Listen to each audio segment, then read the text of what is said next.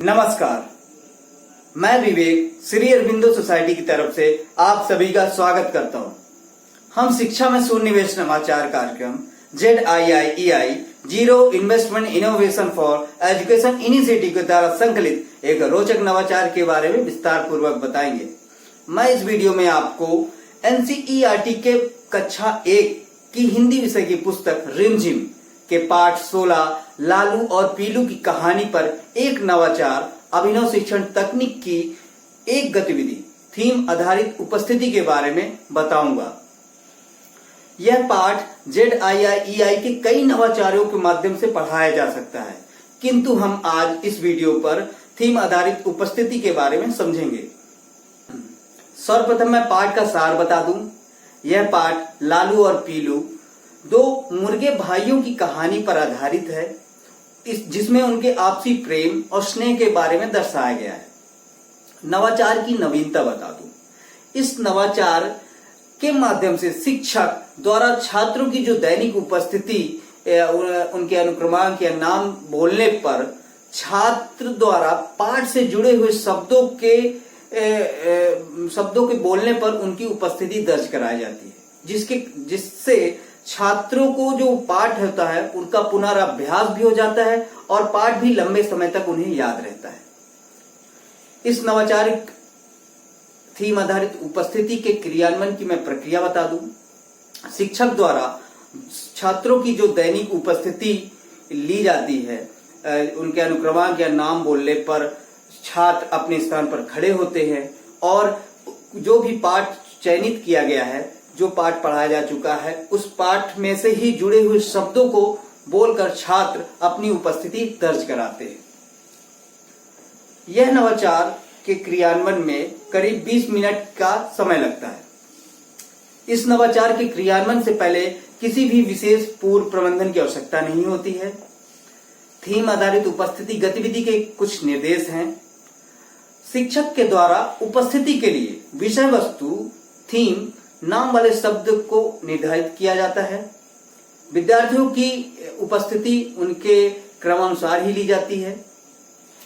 सभी विद्यार्थियों को गतिविधि के दौरान अपने सभी निर्देशों और अनुशासन को पालन करने का कहा जाता है।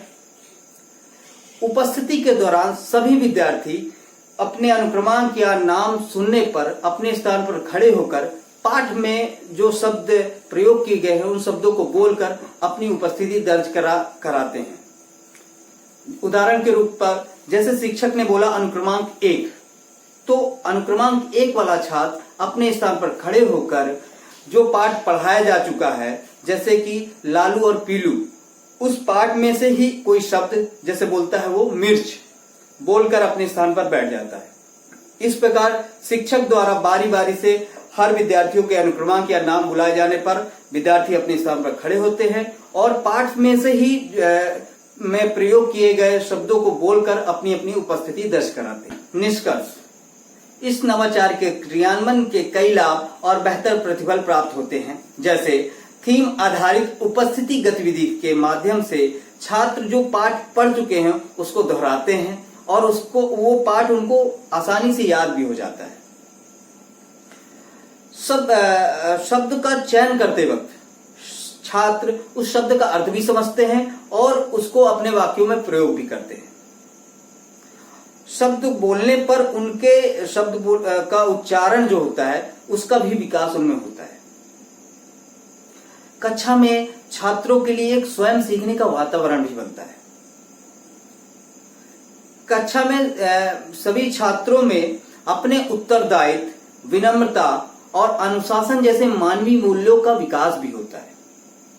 यह नवाचार विशेष आवश्यकता वाले छात्रों के लिए बहुत उपयोगी है।